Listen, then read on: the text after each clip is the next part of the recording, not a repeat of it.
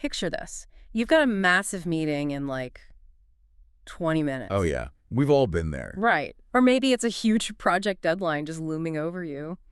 What is your immediate instinct?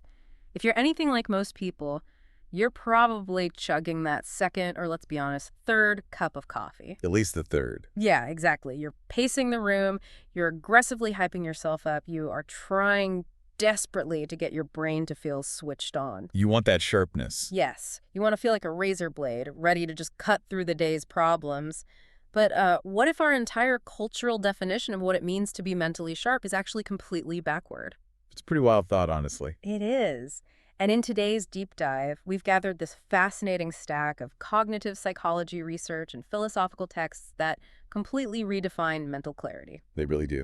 So our mission today is to explore a radical idea from these sources, which is that true wisdom and sharpness isn't about adding more horsepower to your brain. It is actually about removing the brakes. And that framing is just so essential because we spend so much of our lives trying to rev the engine, Always revving it. Always. You assume that speed, intensity, and just sheer effort are the only ways to achieve a clear, capable mind. But the texts we're looking at today argue that you might be fundamentally misunderstanding the mechanics of your own mind. Okay, let's unpack this. Because the sources draw a really hard line right out of the gate. They separate our bodily energy, like that hyped-up, caffeinated state, from genuine wisdom. Right. So the foundational premise here is that you're likely mixing up high-output functioning with genuine, transparent clarity. Which are not the same thing. Not at all. To clear this up, the source material identifies 3 distinct axes of what we might call intelligence-like clarity. Oh, okay. And it really helps to view these as entirely separate dials on a soundboard, right? Dials that control how your brain is operating at any given moment. I really like that soundboard visual. Let's look at that first dial. So the first dial is arousal, or, your bodily state. This is driven by things like how much sleep you got, the caffeine in your system, or the activation of your sympathetic nervous system. But the whole fight or flight response. Exactly, fight or flight. When this dial is turned way up, you get speed, intense focus, and a real mental liveliness. It feels like sharpness. Right, that's the 3 cups of coffee dial. Yeah, precisely. And then the second dial is cultivated intelligence. Which is more about skills, right? Yeah, this is your cognitive skill set. It encompasses memory, reasoning, your capacity for abstraction, your learning speed. It's what you typically measure when you talk about intellectual ability, academic success, or IQ. And then we get to the third dial, which is where the research really just flips the script. It really does. Yeah. Because the third axis is wisdom-like clarity. And this is completely different from those first 2. How so? Well, it is not about producing more thoughts. And it's not about processing information faster. This third kind of clarity is defined by a reduction in noise and self-interference. A reduction? Yes, a reduction. It's a state where the factors that usually distort your cognition are simply reduced. They just drop away. Wait, let me push back on this for a second. Sure. Because if I'm heavily caffeinated, my sympathetic nervous system is firing, and I am laser focused on, like, a complex spreadsheet. Right. Doesn't that make me more clear? Are you saying that being highly aroused and focused can actually make me less clear? Well, what's fascinating here is how the source answers that exact question. Because you assume high arousal equals high clarity. Of course, that's the hustle culture mindset. Right. But the text explains that in those highly activated sympathetic states, your mind can actually become significantly more clouded. Wait, really? Clouded? Yeah, and the mechanics of this are super interesting. High arousal often brings excessive certainty. It dramatically narrows your attention and it heightens your reactivity. Oh, I see. So you might be processing data incredibly fast, but your perspective is warped. You're reacting to perceived threats or aggressively pushing an agenda rather than seeing the situation as it actually is. Yeah. Because I'm basically in survival mode, even if survival just means, finishing a quarterly presentation. Exactly. I might be working fast, but my tunnel vision means I'm missing the big picture entirely. You are highly operational, but you aren't necessarily wise. And this brings us to this brilliant analogy in the source text that contrasts these states. I love this part. Yeah, the author points out that our normal idea of high output sharpness, that first dial of arousal, is like a powerful engine running at high speed. Right, it's loud, it's forceful. It's very obvious when it's happening. But wisdom-like clarity is simply a piece of glass with less fog on it. A piece of glass. Yeah.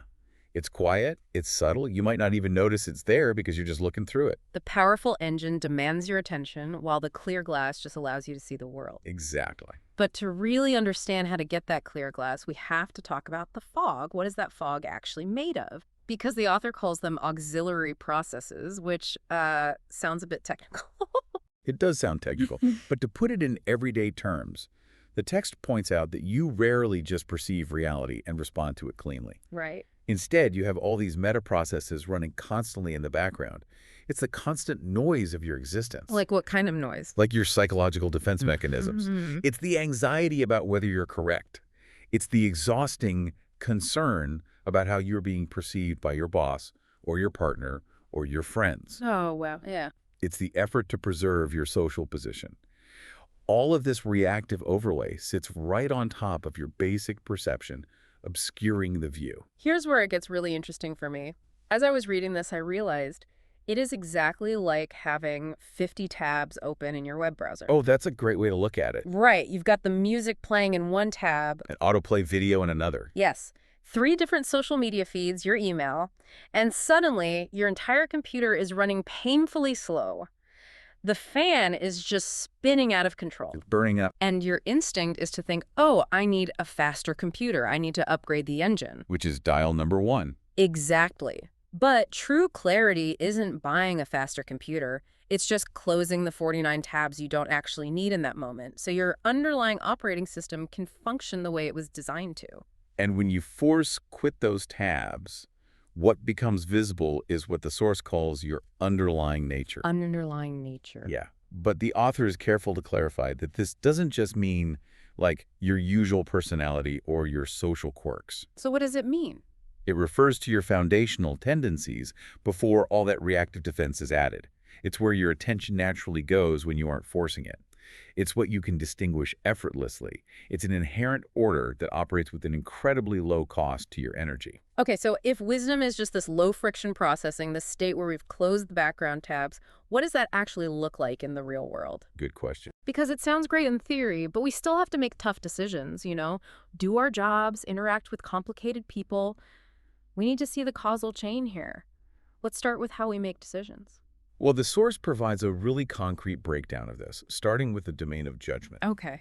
Usually, making a difficult decision feels like holding an endless internal committee meeting. You weigh every option, you panic about the outcomes, you just exhaust yourself. Oh, totally. Analysis paralysis. Right. But with wisdom-like clarity, judgment operates with what the text calls a low branching cost. Low branching cost. Okay, let's make that tangible for the listener. Imagine you're in a high-stakes status meeting, and a massive problem is just dropped in your lap. Stressful. Very.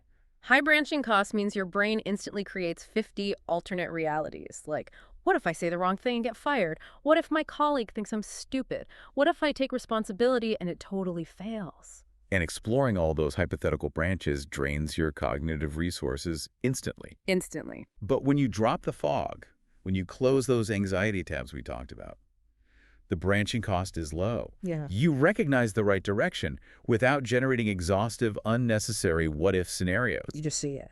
You don't need to map out 50 branches of a decision tree to find the correct path. The appropriate response just passes through because you aren't producing alternative realities based on ego and fear. You just see the next right step and you take it, which naturally dictates what happens next.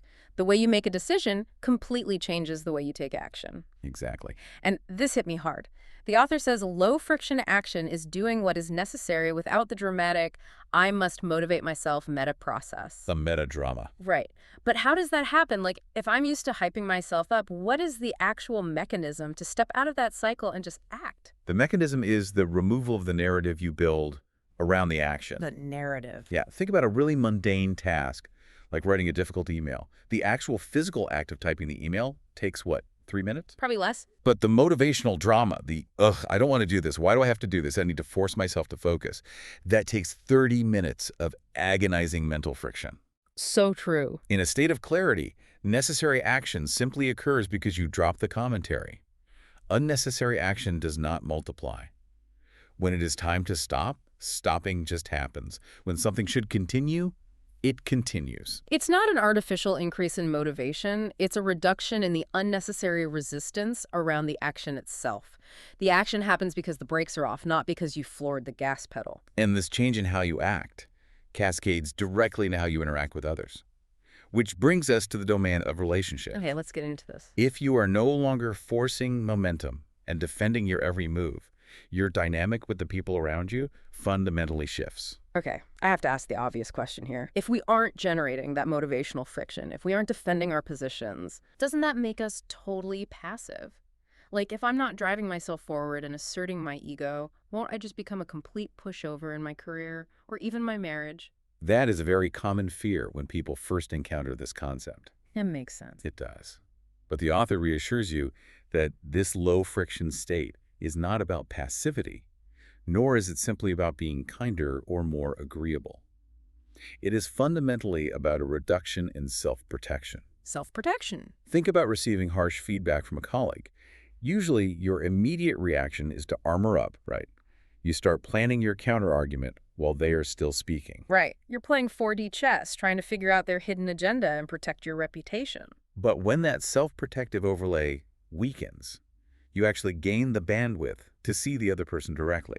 You hear the actual feedback instead of your own defensive narrative. So you're actually listening. Exactly. You aren't mixing your ego into the interaction more than necessary. You aren't passive. You're engaging with reality with incredibly high bandwidth because you aren't wasting energy on social compensation.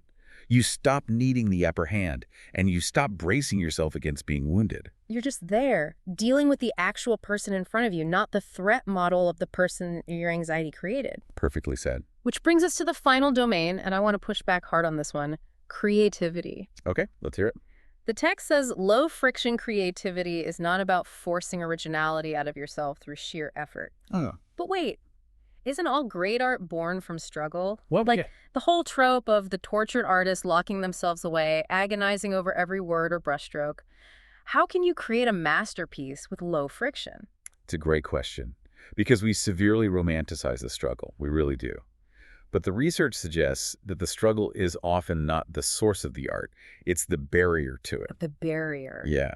You carry what the text calls a management burden. A management burden. This is the intense, suffocating pressure to make something seem important, impressive, or highly original so that other people will validate you. And this burden distorts your natural voice. Oh. So the agony isn't the creative process itself. The agony is worrying about whether the final product will prove my worth to the world. That is the crucial distinction. Clarity allows expression to pass through without that distortion. Wow. The mechanics of it are fascinating, really, because when you stop trying to manage the audience's perception, your true underlying nature simply flows onto the page or the canvas. It's not about dramatic theatrical talent or forcing a breakthrough. It's the unobstructed passage of an expression that actually fits who you are. The blockage, the fear of judgment, has simply decreased. So we have judgment without the endless internal panic, action without the exhausting motivational hype-up, relationships without the constant defensive armor, and creativity without the burden of trying to prove you're a genius. That's the core of it. Honestly, it sounds like an incredible, lightweight way to live. Which begs the question, if this state of low-friction living is so natural and so wildly efficient, why aren't we all embracing it? Why does it feel so deeply uncomfortable when it actually happens? Well, if we connect this to the bigger picture, it really comes down to incredibly deep conditioning. The source highlights a critical observation here. You are profoundly accustomed to relying on effort, conscious control, and forceful self-organization. It's basically all we know. Exactly. From a very young age, you are taught to trust sweat. You are taught to trust strain. You equate difficulty with value. It's like driving with the parking brake on your whole life. Right. You get so used to the grinding resistance, the smell of burning rubber, and the feeling of having to floor the gas just to go 20 miles an hour. Yeah. When someone finally reaches over and releases the parking brake, the sudden, effortless forward motion terrifies you. You think you've lost control. That is a perfect way to visualize the panic of ease. You have intense difficulty understanding ways of functioning that you haven't directly experienced as a struggle. And because of this heavy bias toward effort, when you accidentally slip into this true low-friction clarity, You misinterpret it entirely. Give me an example of that. How does that misinterpretation happen in real time? Think about the last time you were totally in the zone. Maybe you were writing or coding or having a deep conversation, and hours just flew by. Everything felt effortless and right. Yeah, but afterward, you probably dismissed it, right? You Yeah, probably told yourself, oh, I just got lucky today, or I had a really good cup of coffee this morning. definitely. You don't recognize the deeper significance of what just happened, that you actually allowed your underlying nature to function without the parking brake. We just chalk it up to a fluke instead of realizing it's our default state when the fog is cleared. And it becomes an even bigger problem when you look at the people around you. Because this state lacks heavy, visible, conscious control, an outside observer might look at you operating with wisdom-like clarity and completely misread the situation. How so? They might mistake your quiet efficiency for laziness, carelessness, or an absence of thought. Wow. Because they aren't visibly stressing out, sweating, and running around with their hair on fire, we assume they don't care about their job. We mistake low friction for low energy. You confuse a lack of anxiety with a lack of competence. That is so true. Our culture expects to see the engine smoking. But in reality, functioning accurately without heavy strain is the ultimate hallmark of true clarity. So we basically have to completely retrain how we view success and effort. We have dismantled this old definition of sharpness as just running the engine hotter. We have. But as we look to wrap this up, how do you, the listener, actually identify this in your own life? How do we know when we're accessing this state? This raises an important question, and the text offers a really vital caveat here. This kind of clarity cannot be handed over to you as a fixed template. Right, there's no step-by-step guide. There's no one-size-fits-all correct experience that some guru can just dictate to you. Because my 50 background tabs are totally different from your 50 background tabs. Exactly. Every person's life history is different. The places where you accumulate noise and reactive habits are entirely unique to your experiences and traumas.